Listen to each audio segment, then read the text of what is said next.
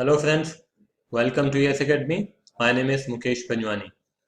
आज हम जो टॉपिक देखने जा रहे हैं adjustment of reserves and accumulated profits and losses है। और ये टॉपिक हम ऑलरेडी देख चुके हैं। जब हमने change in profit sharing ratio पढ़ा था तो उसमें भी आपको ध्यान होगा कि ये टॉपिक हमने देखा था, और वही टॉपिक फिर हम एडमिशन में भी देख रहे हैं। क्योंकि जब भी रिकॉन्स्टिट्यूशन होता है तो ये कुछ चीज़ें कॉमन है जो कि होती हैं, है ना। ये कैलकुलेट करते हैं कौन गेन कर रहा है, कौन सेक्रीफाइस कर रहा है, रिवैल्यूएशन अकाउंट बनाया जाएगा, गुडविल का ट्रीटमेंट किया जाएगा, reserves and profits and losses को बांटा जाएगा, है ना।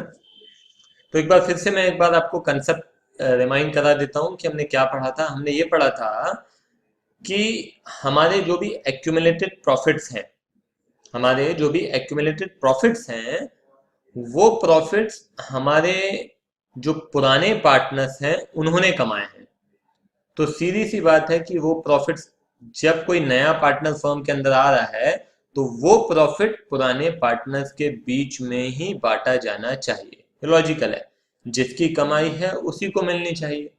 और किस रेशियो में मिलना चाहिए? उनके ओल्ड रेशियो में मिलना चाहिए, है कि नहीं। उसी प्रकार से यदि कोई एक्यूमुलेटेड लॉसेस हैं तो वो भी पुराने पार्टनर्स के बीच में ही बांटे जाएंगे, वो भी किस रेशियो में? पुराने रेशियो में। उसी प्रकार से रिजर्व की बात करें तो रिजर्व भी किस में से बनाते हैं? अल्टीमेटली रिजर्व आपके बनते हैं प्रॉफिट में से। तो जो रिजर्व हमने प्रॉफिट में से बनाए हैं वो भी आखिर किसकी कमाई है? पुराने पार्टनर्स की कमाई है। तो पुराने पार्टनर्स के बीच में पुराने रेशियो में दे दिया जाएगा। It is very simple. बात समझ में आई आपको? तो at the time of admission what we have to do, we have to distribute the accumulated profits, losses, reserves among the old partners. In which ratio? In old profit sharing ratio. Is it clear? बस कुछ बातों का ध्यान रखना है जो कि पहले भी हम चर्चा कर चुके हैं कि मान लीजिए कि हम वर्कमैन कंपनसेशन रिजर्व बांट रहे हैं, तो बांटने से पहले हम देखेंगे कि उस रिजर्व के अगेंस्ट कोई लायबिलिटी तो नहीं बन रही है, कोई क्लेम तो नहीं बन रहा है। यदि कोई रिजर्व कोई क्लेम या कोई लायबिलिटी बन रही है तो उस रिजर्व में से घटाएंगे, और घटाने के बाद ओल्ड पार्टनर्स के बीच में ओल्ड रेशियो में बांट देंगे। उसी प्रकार से हमने देखा था कंटेंजेंसी रिजर्व है, तो उसमें भी कोई क्लेम होगा तो वो भी घटाने के बाद पार्टनर्स के बीच में बांटा जाएगा। उसके बाद है इन्वेस्टमेंट फ्लक्चुएशन रिजर्व। आपको याद होगा कि इन्वेस्टमेंट में कुछ फ्लक्चुएशन हो रहे हैं, ठीक है, डाउनवर्ड फ्लक्चुएशन। तो उसके लिए हमने रिजर्व बनाया हुआ है। तो वो जो डाउनवर्ड फ्लक्चुएशन हुए हैं, जो कीमत कम हुई है इन्वेस्टमेंट की, उतना ही नुकसान को हम क्या करेंगे? इन्वेस्टमेंट रिजर्व से सेट ऑफ करेंगे, और सेट ऑफ करने के बाद जो बाकी अमाउंट बचेगा वो पार्टनर्स के बीच में बांट देंगे। ठीक है, तो चलिए अब सीधे हम क्वेश्चन की तरफ बढ़ते हैं।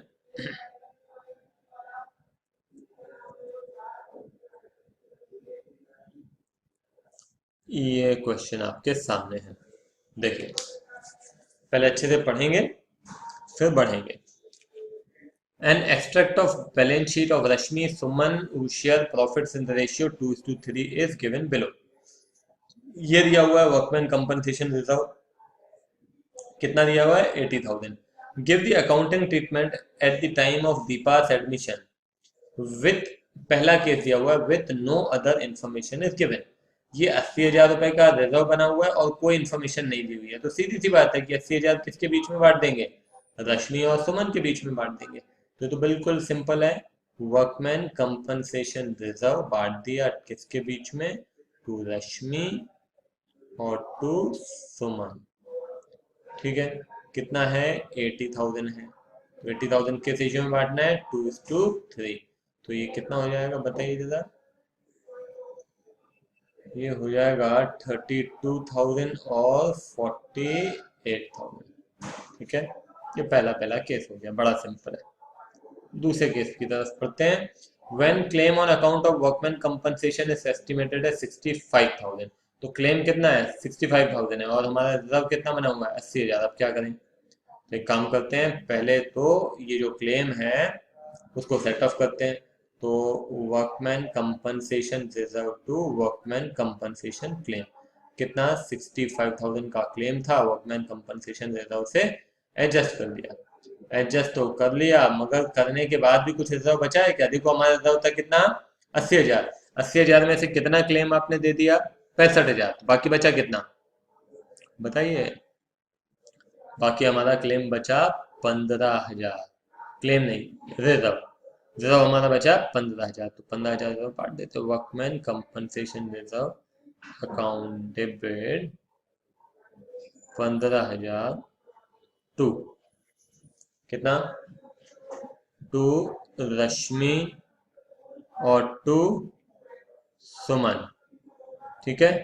किस रेशियो में बांटना है, 2:3, तो 2:3 हो गया 6,000 और 9,000। आई बात समझ में, क्लियर है, ठीक है। अब तीसरा, when claim on account of workman compensation is estimated at 1 lakh. ये दोनों समझ में आया आपको, बड़े सिंपल है। ये वर्कमैन कंपनसेशन रिजर्व था हमारे पास 80,000, सीधा सीधा बांट दिया ओल्ड पार्टनर्स के बीच में ओल्ड रेशियो में। यहाँ पे वर्कमैन कंपनसेशन रिजर्व है हमारा कितना, 80,000 ही है, मगर 65,000 का क्लेम था, वो सेट ऑफ किया, सेट ऑफ करने के बाद बाकी जो बचा अमाउंट 15,000 वो पार्टनर्स के बीच में बांट दिया। तीसरा ये, when claim on account of workman compensation is estimated at ₹1 lakh. अब हमारा क्लेम जो है वो रिजर्व से भी ज्यादा है, तो अब क्या करेंगे, चलो एक काम करते हैं। सबसे पहले वर्कमैन कंपनसेशन रिजर्व है हमारा 80,000, तो ये 80,000 टू वर्कमैन कंपनसेशन क्लेम कितना, 80,000।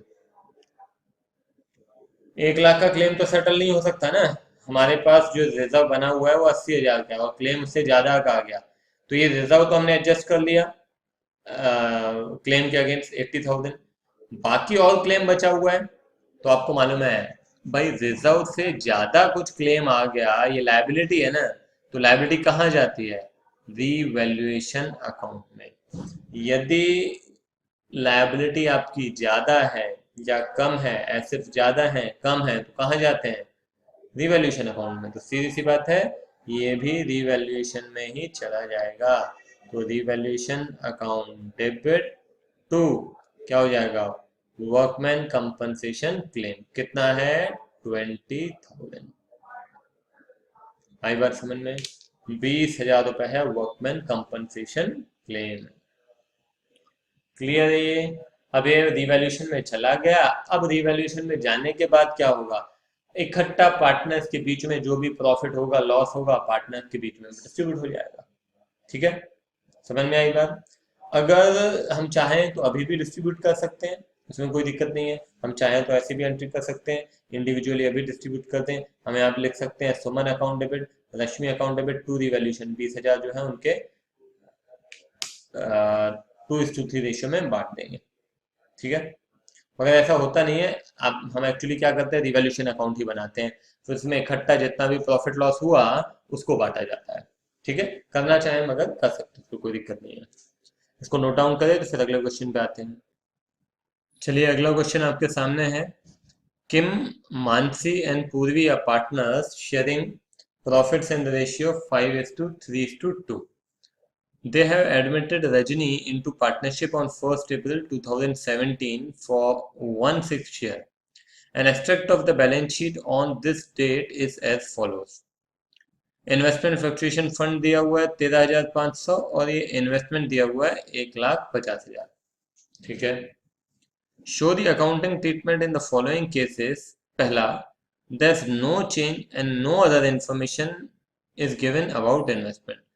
कोई इंफॉर्मेशन नहीं दी हुई है, मतलब इसमें ये जो इन्वेस्टमेंट है इसमें कोई भी फ्लक्चुएशन नहीं हुआ है, और नहीं हुआ है तो ये जो रिजर्व है, ये रिजर्व है, फंड जो है ये क्या है, रिजर्व है। ये कहाँ से बनाया गया है, प्रॉफिट से बनाया गया है। किसके प्रॉफिट से बनाया गया है, इन तीनों के प्रॉफिट से बनाया गया है। तो क्या करें इसका, इन तीनों के बीच में ये प्रॉफिट हम बांट देंगे। तो हमारी एंट्री क्या हो जाएगी, हमारी एंट्री हो जाएगी investment fluctuation reserve account debit to Kim, to Mansi और टू पूर्वी, ठीक है। कितना है, 13,500। किस रेशियो में बांटना है, 5:3:2। 13,500 डिवाइडेड बाई 10 × 5, ये हो जाएगा 6750 4050 और 2700। ये हो गया हमारा पहला केस। क्या किया मैंने, देखिए ये जो है फंड है रिजर्व है प्रॉफिट है, क्या करते हैं ओल्ड पार्टनर्स के बीच में बांट देते हैं। हाँ, मगर इसके अगेंस्ट कुछ क्लेम होता तो वो सेट ऑफ करते हैं। यहाँ तो कीमत जितनी थी उतनी है, तो कोई क्लेम नहीं है, तो सीधा सीधा पुराने पार्टनर्स के बीच में पुराने रेशियो में डिस्ट्रीब्यूट कर दिया। आई बात समझ में। अब आइए सेकेंड केस में, the market value of investment is 1,47,000। ठीक है, तो अब यहाँ पे 3,000 कीमत कम हो गई है, तो 3,000 पहले तो कीमत आप कम कर लो। आपका फंड कितना था, आपका फंड था 13,500। तो इन्वेस्टमेंट फ्लक्चुएशन फंड या रिजर्व अकाउंट डेबिट, ठीक है, कितना है, 3,000 तो कम हो गया। टू क्या है, इन्वेस्टमेंट की कीमत कम हो गई, कितने से कम हो गई, 3,000 रुपए से कम हो गई। ठीक है, आई बात समझ में। अब क्या करना है, ये कम तो हो गई, अब हमको जो बचा हुआ investment fluctuation fund account debit बांट देते हैं 10,500 टू किसके बीच में बांटना है, पुराने पार्टनर्स के बीच में, टू किम, टू मानसी और टू पूर्वी। तो चलिए बांटते हैं, कितना होता है, 10,500 है, एक सेकंड, गलती से एक जीरो ज्यादा लग गया। ठीक है, तो 10,500 डिवाइडेड बाय 10 इंटू 5, तो ये हो जाएगा 5250 3150 2100। आई बात समझ में, क्लियर है ये। ये हो गया हमारा सेकंड। अब आते हैं third the market value of investment is 1,52,000। तो ये तो कीमत बढ़ गई है, तो सबसे पहले तो एक काम करो, इन्वेस्टमेंट फ्लक्चुएशन फंड तो पूरा बांट दो, है ना, कोई लायबिलिटी नहीं है इसके अगेंस्ट। कितना है, 13,500। तो टू किम, मानसी, पूर्वी, तीनों के बीच में बांट दिया, है ना, तो कितना हो गया, 6750 4050 और 2700, ये तो बांट दिया। अब ये जो बचा है बाकी, तो 2,000 रुपये आपके एसेट की कीमत बढ़ गई है ना, तो वो कहाँ चला जाएगा, रिवैल्यूएशन में। मैं बार बार बता रहा हूँ, आपके एसेट की कीमत ज्यादा हो गई है, कम हो गई है, तो कहाँ जाएगी, रिवैल्यूएशन में। कम हो गई है तो अगर रिजर्व रखा हुआ है तो रिजर्व के साथ एडजस्ट कर लो। इतनी कम हो गई है कि रिजर्व भी कंपनसेट नहीं कर पा रहा है, तो फिर रिवैल्यूएशन में ले जाओ। यहाँ पे बढ़ रही है, बढ़ने के लिए कोई रिजर्व नहीं होता है ना। रिजर्व किस चीज के लिए होता है, किसी कंटिजेंसी के लिए, किसी लायबिलिटी के लिए, है ना, किसी एक्सपेंस के लिए, उसके लिए रिजर्व बना रहे हैं अपन। तो यहाँ पे क्या हो रहा है, कीमत बढ़ रही है, तो बढ़ रही है तो हम क्या करेंगे, investment account debit to revaluation. कीमत बढ़ रही है, कितनी बढ़ रही है, 2,000 रुपये, तो 2,000 यहाँ पे पेमेंट कर दिया। ठीक है, the market value of investment is 1,50,000। अरे 1,50,000 हो जाती है तो फिर तो यही हो गया ना, पहला पहला केस ये था, है ना, क्योंकि इधर भी ये पहले केस में भी क्या है, कुछ नहीं दिया है, मतलब कीमत कितनी है, 1,50,000। तो यहाँ भी क्या हो जाएगा, सेम एज फर्स्ट। ठीक है, फिर उसके बाद market value of investment is 1,35,000। तो ये भी सिंपल है, कोई दिक्कत नहीं, 1,35,000 है। तो सबसे पहले तो इन्वेस्टमेंट फ्लक्चुएशन रिजर्व आपके पास रखा हुआ है, कितना रखा है, 13,500 टू इन्वेस्टमेंट, कितना है, इन्वेस्टमेंट 13,500। ठीक है, मगर हमारा जो इन्वेस्टमेंट है और ज्यादा कम हो जा रहा है, 13,500 नहीं, देखो यहाँ पे 1,50,000 हमारा इन्वेस्टमेंट था, 15,000 रुपये कम हो गया है। तो 13,500 तो कंपनसेट हो गया इन्वेस्टमेंट फ्लक्चुएशन रिजर्व से, 1,500 और कम हो रहा है। तो 1,500 और जो कम हो रहा है वो कहाँ चला जाएगा, एसेट कैसे कम होता है पहले तो ये बताओ। एसेट कम होता है क्रेडिट करके, बढ़ता कैसे है, डेबिट करके। तो अभी ये कहाँ जाएगा, रिवैल्यूएशन में जाएगा, रिवैल्यूएशन में जाएगा तो एंट्री क्या हो जाएगी, revaluation account debit to investment. आई बात समझ में? क्लियर है? नहीं समझ में आया एक बार फिर से लेक्चर देखो, अच्छे से समझ में आएगा। चलिए क्वेश्चन नंबर 3 बिल्कुल मिलता जुलता क्वेश्चन हम पहले भी कर चुके हैं, आपको अच्छे से समझ में आ जाएगा, मैं एक्सप्लेन कर दूंगा डिटेल में। On the date of N's admission an extract of the balance sheet of L&M sharing profits and losses in the ratio 3:2 was as under। General reserve दिया हुआ है, अब ये सारे रिजर्व वगैरह दिए हुए हैं, आपको मालूम है क्या होता है ना। उसके बाद new partner N was admitted for 1/5 share of profit, a claim on account of workman compensation is estimated 450। तो एक एक को डिस्कस करते जाते हैं, आपको क्लियर हो जाएगा। जनरल रिजर्व का क्या होगा, पार्टनर्स के बीच में बांटा जाएगा। किन पार्टनर्स के बीच में? ओल्ड पार्टनर्स के बीच में। किस रेशियो में? Old ratio. ठीक है, old partners old ratio. Contingency reserve, अगर कोई क्लेम होगा तो क्लेम सेट ऑफ करेंगे, सेट ऑफ करने के बाद ओल्ड पार्टनर्स ओल्ड रेशियो। कहीं अभी तक हमने पढ़ा नहीं है कि क्लेम है। प्रॉफिट एंड लॉस, ये प्रॉफिट है कि लॉस है बता सकते हैं? अगर लायबिलिटी साइड ये दिया हुआ है प्रॉफिट एंड लॉस, इसका मतलब है ये प्रॉफिट है, और अगर एसेट साइड दिया हुआ है तो इसका मतलब है लॉस है, ये ध्यान रखना हमेशा। ठीक है, तो ये भी ओल्ड पार्टनर्स के बीच में ओल्ड रेशियो में। इन्वेस्टमेंट फ्लक्चुएशन रिजर्व दिया हुआ है, मगर आप देखेंगे कि हमारे पास जो इन्वेस्टमेंट रखा हुआ है, ये इन्वेस्टमेंट देखिए 60,000 का इन्वेस्टमेंट है, अब कीमत कितनी हो गई है? 57,000, मतलब 3,000 रुपए कीमत क्या हो गई है? कम हो गई है। तो ये 3,000 इसमें से घटाएंगे, 1,500 बचेगा, इस 1,500 को ओल्ड पार्टनर्स के बीच में ओल्ड रेशियो में बांट देंगे।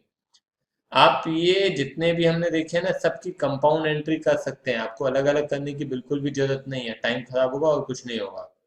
मशीनरी रिप्लेसमेंट फंड आपको मैं पहले भी बता चुका हूँ, ये आपका एक्यूमुलेटेड डेप्रिसिएशन है, इसको नहीं करते हैं। वर्कमैन कंपनसेशन डेफिनेटली करेंगे, मगर यदि इसके अगेंस्ट कोई क्लेम है तो सेट ऑफ करने के बाद। तो यहाँ पे claim on account of workman compensation दिया हुआ है 450, तो इसको डेफिनेटली किया जाएगा। ओल्ड पार्टनर्स ओल्ड रेशियो, मगर इसमें से 450 रुपए घटाने के बाद। एम्प्लॉयज प्रोविडेंट फंड को आप हाथ भी नहीं लगाइए, क्यों? क्योंकि ये एम्प्लॉयज का पैसा है, आपका पैसा नहीं है। इन्वेस्टमेंट को लेकर जो करना था वो हो चुका है। मशीनरी रिप्लेसमेंट फंड, इसका कुछ नहीं होगा, इसका भी कुछ नहीं होगा। ये इन्वेस्टमेंट फ्लक्चुएशन, ये मशीनरी रिप्लेसमेंट फंड इन्वेस्टमेंट है, ठीक है, इसका कुछ नहीं होगा। ये सेकंड, ये ऐसा है, ठीक है। उसके बाद है डिफर्ड रेवेन्यू एक्सपेंडिचर है एडवर्टीजमेंट एक्सपेंडिचर, इसको क्या करते हैं? Old partners old ratio. ध्यान रखना, ये पार्टनर्स के कैपिटल अकाउंट से डेबिट करेंगे और ये सारा हम क्या करेंगे? क्रेडिट करेंगे। आई बात समझ में? बस, इसके अलावा कुछ भी नहीं है, यही क्वेश्चन है। बाकी अब ये कंसेप्ट हैं जो कि पूरे क्वेश्चंस में हमारे काम में आएंगे, ठीक है। तो फिलहाल यहीं पे हम खत्म करते हैं, बाय बाय।